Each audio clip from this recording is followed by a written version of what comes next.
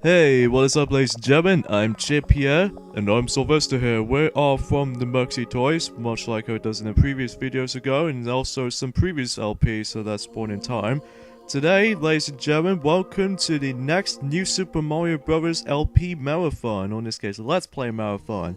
You remember how Mickey actually did finish New Super Mario Bros. On the DS not too while ago, or it's been a few months for now, like 8 months ago? And then recently that Mario and Sonic has finished the new Super Mario Bros. Wii like several months ago.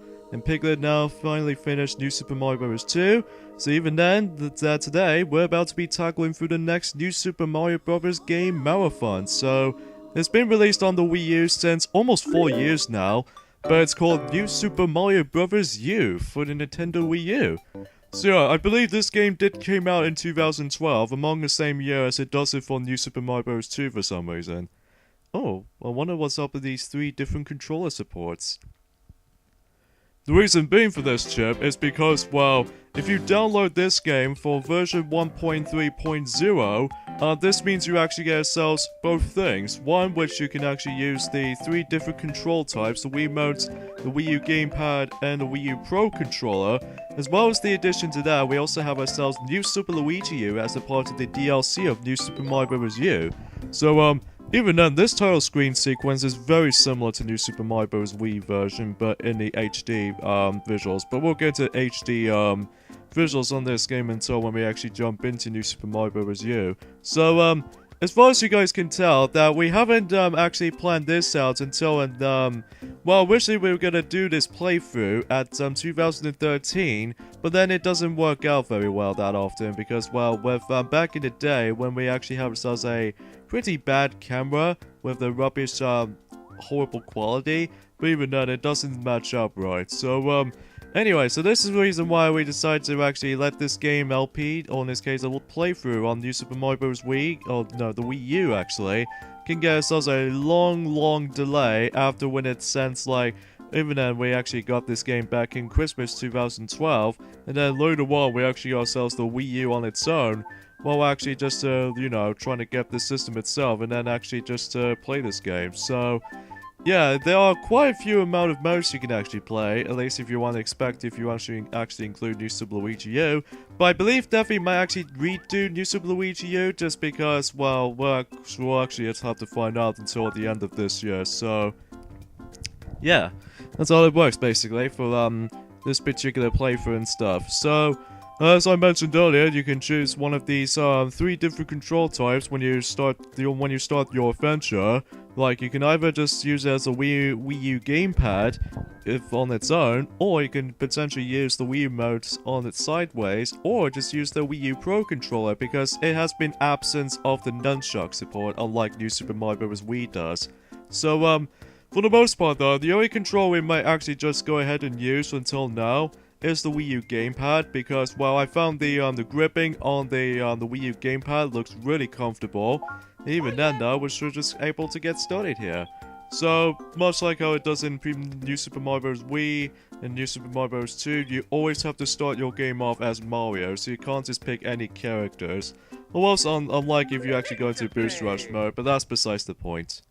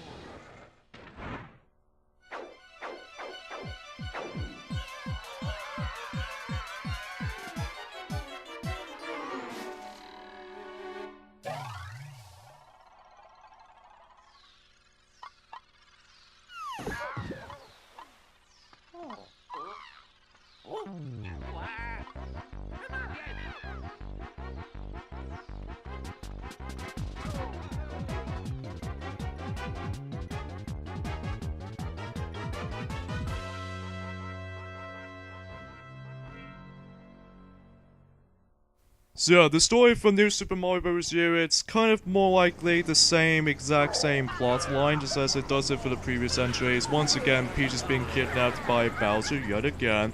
As well as some bunch of Koopalings are back, but this time they actually got themselves their own airships, which I found is kind of cool by the comparison to New Super Mario Bros. Wii and New Super Mario Bros. 2 when they start to run about and then, yeah.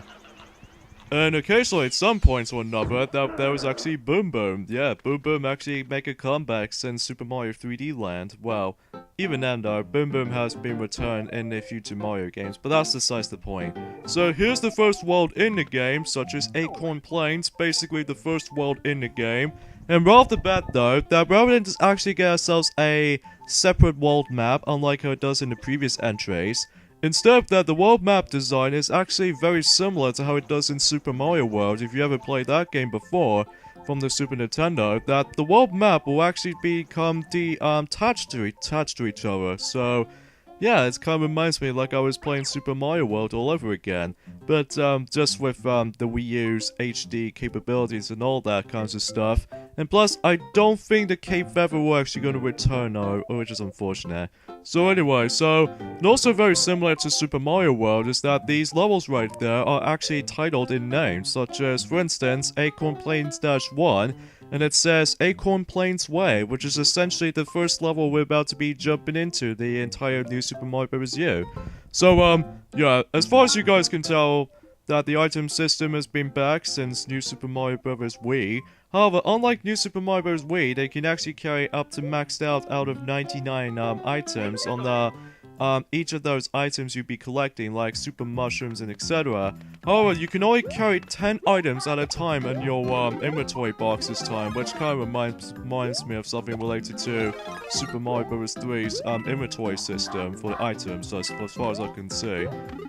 So yeah, let's get to it with New Super Mario Bros. U. As you expected, it plays just like how it does in the previous entries. You'll still be running from 2.5D platformer side-scroller, and basically you're still collecting some coins, stopping enemies, and eventually you get some star coins, which they are back, and eventually reach the gold flagpole, just like how it does in the previous entries.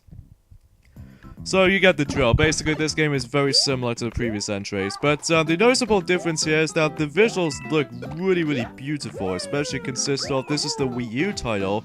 There's a good thing too that this game actually becomes a Wii U launch title back in 2012, which is really surprising because back in the Super Nintendo, which actually has the Mario's launch title, such as Super Mario World, and then also the Nintendo 64 actually has Super Mario 64 as a launch title as well. So, yeah, it has been a long time since when Mario's new game actually becomes a launch title since then. Yeah, which is pretty cool. So right off the bat though, that as you can see when we actually got on right here, this is actually a new power-up in the new Super Mario Bros. Game since then. This is actually called Flying Squirrel Mario. Basically, if you actually grab yourselves a Acorn power-up, which you can temporarily roll into one another, and basically what this does is that you can actually glide for a few seconds, and then it kind of reminds me like you acting out as a flying squirrel, basically. Like in reality, you see those flying squirrels. I don't know what the flying squirrels originally come from, but we'll most have to find out since we actually looked up on informations and stuff. So, and also keep that in mind is that if you press the ZR button, if you're actually using the Wii U gamepad, this means is that you might actually go have some momentum in once you actually go have some momentum in midair, and then that way you can actually get a huge ton of air as soon as you're actually trying to get into the higher areas. I actually think this power-up is really remarkable introduction into the game, which basically it kind of reminds me of almost related to the Cape Mario, but it's not as like broken or anything. Well, most of the time, but anyway, so here we go with Acorn Plains 2 Tilted Tunnel, and as you expected, just like in any other new Super Mario Bros. Game, will be taking place in the underground level, just like previously. So, and also keep that in mind though, is that the platforms themselves where we actually run into is actually a crystallized, which that sounds pretty cool by the looks of it. And also that you probably guys should know that this is actually the first ever Mario game to actually be incorporated in the HD quality look. Like, this is actually the first ever Mario game to feature in HD. Unless if you want to... Ah, shoot. Why did I get hit by the Koopa shell? God darn it. Why do we always get hit by those things? I have no idea. So, in case if you didn't notice at this point in time, that, this level actually contains secret exits. And yes, secret exits do make a return since, like, the previous games. And then they are quite well hidden, though, I have to admit, though. But, sometimes there are, the secret exits are normally just well hidden, just like the previous entries. Now, normally the secret exit was up there, but we'll save that for later. Because we need to get ourselves the third and final star coin, and to do that, ground pound this crystal here, when it gets like it next to that little down sign. That way that will actually lead you to a green pipe, and assumingly enough, it takes you to a third and final star coin, just like so.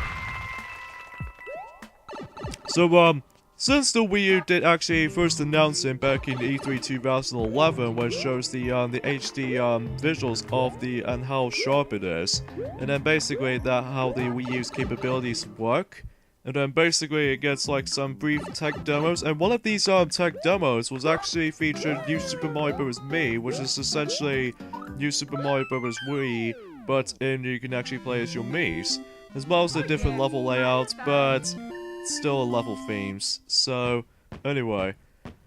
But for what I've heard, it was actually quite good from the tech demo, but it's basically the same thing as New Super Mario Bros. Wii. But, anyway. 2-digit numbers are back, one from full force here, sorry I can't speak today. Yeah, the digit number system has been returned since the previous games. Just like how it does in New Super Mario Bros. On the DS. Oh, we got ourselves a cutscene here. Well, things doesn't turn out to be, because Bowser's airship was floating around the Princess Peach's castle this time. Because yes, if you couldn't tell from the storyline of the game, that rather than just actually chasing after Princess Peach, chasing after Bowser's airship this time, instead that the Bowser's airship actually has a new contraption, such as his giant hand.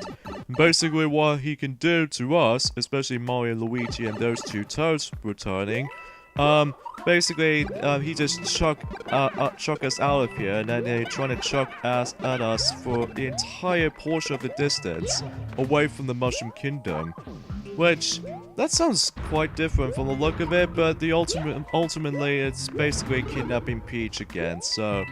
But I think this might actually be the last time that the Princess Peach might get captured, unless if you want to include, not counting the Super Mario Maker, because in Super Mario Maker it's basically the same story, so... Anyway... So the reason why I'm coming back into Tilted Tunnel here is because, well, the secret exit, as I said. So in order to do so, you start when you come across into this pink crystal right there, right until you actually come across into the red rings, which once again temporarily just made those red coins appear. And then basically you're gonna have to jump even higher enough, assuming at this point as you can see where Mario's actually on. It does kind of reminds me of something related to New Super Mario Bros. DS World 1-2, as well as, the original Super Mario Bros. World 1-2, so to speak. So yeah, it kind of reminds me of that, actually. So, yeah, it's kind of a cool flashback, I have to say. So, yeah, you know how in the New Super Mario Bros. DS and New Super Mario Bros. Wii, that you can actually get a lot of, like, ways to actually get some digit numbers and stuff like that, where you can get some additional fireworks. And then basically New Super Mario Bros. Wii and DS is the fact that you can actually get yourselves toad houses at the beginning of the map. And then in New Super Mario Bros. 2, when you get 2-digit numbers, you get some bunch of rainbow levels. Presumably it depends on what world you're in, that you have to be right on with your specific digit numbers. And basically in this game, that rather than just actually give ourselves a free toad house at the beginning of the map, instead that toad actually gives you a random item, which can be really handy, especially when you're actually trying to hold these items from some inventory items as far as we can see. And then once you find a secret exit in Acorn Plains 2 Tilted Tunnel, you actually access to a secret level of Acorn Plains known as Blooper's Secret Lair. And, yeah, we're not going to do that level just yet, though, because, much like how it does in the previous entries of the playthrough, we're actually going to be doing 100% completion, like, as usual, star coins and secret exits to find. As well as the special world we'll be able to be hidden to, but we'll explain more into that until we actually progress into the game, so... yeah. So Red Toad House system is very different from the previous entries. Is that back in New Super Mario Bros. DS you get yourselves a roulette block to deal with. New Super Mario Bros. Wii you have to deal with the power-ups panel, which can temporarily sometimes when it gets like a bit randomized every time we revisit to that Toad House. And basically, in New Super Mario Bros. 2, you can grab what items you want to go for throughout your journey. In New Super Mario Bros. U acts very more likely skill-based, but I will explain more into those types of things before we get into later on. Acorn Plains Dash Tower, Crushing Cogs Tower. And basically what this level's gimmick is to ride onto those cogs. So, if you get crushed by a cog or anything from between these sides, basically you'll get crushed and instant death on you, so just be very, very careful. So yeah, with the Red Toad House, as we mentioned, that it's more likely skill-based this time, because basically what you have to do is pretty simple in the first minigame of the Red Toad House, because although there are 2 different minigames this time, as opposed to 1, like, there was one which was involving skill-based, where basically we're gonna have to keep an eye on these flying question mark blocks until when these items showed up, and every time when you're trying to grab them, or in this case hit these question mark blocks, then you can actually grab yourselves an item and add it to your item inventory. But essentially though, that you don't want to accidentally just pick up Bowser though, because if you picked up Bowser, you won't get any power-ups, so yeah. And also worth knowing for is that the red coin system, or in this case the red rings, do make a return, which if you actually fully powered up, like Fire Mario for instance, including the Flying Squirrel Mario if you want to include that, if you grab all 8 of those red coins it gives you something rewarding, like the 1-up if you actually fully powered up, and as well as that though, there's also some occasional items when you actually become smaller variations of Mario basically, or Super Mario, if you will, might as well say so for myself. Oh, shoot. I wasn't paying attention. So here's our first step of the playthrough, which, sadly though, that's the case with these particular playthroughs nowadays. But, oh well, that's just part of my, yeah, we just died pretty quickly on the level, so we're probably gonna keep that in the video, but that sucks. Anyway, so let's just go ahead and just concentrate and just not being acting like clumsy idiot. But anyway, so today was actually the 12th of September, which good thing too, because since this was autumn time, so that, well, recently back in winter time in 2016 at the very beginning, that during January and February, that Mickey again did tackle for the first gaming installment. And then in spring, that Mario and Sonic did actually tackle for the Wii installment, and Piglet did recently finish New Super Mario Bros. 2 during summertime. But now, since this is autumn, so that we can figure, well, there is New Super Luigi U coming up, which might actually be the last entry of the New Super Mario Bros. Marathon. But even then, no, that might be the case here. So, yeah, in each tower level, you're about to come across into Boom Boom, just like it does in Super Mario Bros. 3. And what do we think of his difficulty? Pathetic. What a joke. And by the way, since this is actually the first ever Wii U Mario game to actually be launched in, at least if you want to include Nintendo Land as far as then another launch titles on the Wii U, that this game actually supports Miiverse support, which is what the Miiverse can do. This allows you to actually post some Miiverse comments and posts onto your Miiverse around the world. Like, every time when you're actually trying to complete the tower level, it gives you a notification of those, Miiverse, options. So, yeah, let's just go ahead and just, showcase the Miiverse support in this game. Post to Miiverse, yep, to everyone else around the world. And please don't show spoilers in the game, unless if you actually already played this game before. Because after all, since this game was almost 4 years old, including Nintendo Land as well, excluding the Wii U's launch cycle, or in this case the Wii U itself, but I believe the Wii U is actually doing pretty alright at the beginning, but then later on, as soon as this is now 2016, things doesn't go turn right to be. Oh, here we have a bunch of Miiverse posts. Here we have 9 seconds, ooh, pretty nifty. I'm presuming that is basically, you know this little blue text right there? That's actually the objectives-wise if you actually send your Miiverse posts in. 2 words, snub puffing. So, yeah, Hoagie, Mario, that guy, put, I forget what it's called. Because basically it's really hard to see the, little Miiverse support, so I really do apologize for that, folks. It's just basically we're just doing this the usual recording method, which I really do apologize. Alright, so let's just do one more level until we actually end things off. Well, actually showcase Yoshi Hill. And you probably guessed it by now, for this level is that it's going to be featuring a, well, familiar green dinosaur if you're familiar to him since New Super Mario Bros. Wii and Super Mario Galaxy 2. That you know exactly what we're talking about. Yoshi! Yoshi's back in full force, and just like before, you can do it just as exactly how it does in Super Mario World, as well as New Super Mario Bros. Wii as well. Like, every time when you eat, like, 5 berries, and this time is actually based on the gauge system, as opposed to the simple numbered font. Basically, every time when you let Yoshi eat 5 berries, it will actually occasionally pops up the power-ups for you, which comes in really handy, which can be true for that regard. So yeah.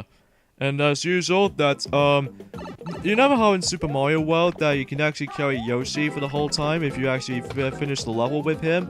But, in New Super Mario Bros. Wii, that you can't carry, Yoshi every time you want if you actually complete the level with him, which is unfortunate. Unfortunately, though, for this game, it feels very similar method as it does it for New Super Mario Bros. Wii. Like, we still can't even carry Yoshi into the entire levels, which is a shame. But I kind of wish imagine if how in, the next New Super Mario Bros. Game on Nintendo NX or something like that, I'm pretty sure that it might actually fixes the issue where, we need to actually carry Yoshi for the entire adventure, just like, oh, no, no, no, no! Oh, you stupid Monty Moles! Basically, in this level right here, all we have to do is pretty simple, though. Oh yeah, there's a third and final star coin by simply making our way to our jump. But yeah, that's how that works. So yeah, as far as this level is concerned, it feels kind of reminds me of related to Yoshi's Island 2 from Super Mario World as far as the name level. But there are occasional moments where there are some Monty Moles popping out every once in a while. But at least this level is pretty simple by the looks of it. So, oh wow, we got 3-digit numbers in a row for this playthrough. Yeah, besides that, we can actually get random items. So they aren't going to be like the exact same items you'll hope to get, but usually it's quite randomized. And also, if you couldn't tell from the visual standpoint, that, this game actually has a 3D backdrop to it, which is pretty impressive for a Mario game like this. There's also the same with the likes of Rayman Legends as well. And I believe also, let's just say Yoshi's Woolly World I'm thinking about. But even then, we'll just have to find out sooner or later. But anyway, so now we're done with that level, and let's just say we might actually end things off here. Or before we do anything, too easy. Yes, that level's way too easy for you. Warning, my brother sucks at this. Oh, and 3 coins, which might be star coins. So we're gonna have to end things off here, so next time, let's play New Super Mario Bros. U, that we're about to be hopefully finishing up with Acorn Plains. So see you guys then. Later fellas, see you guys then.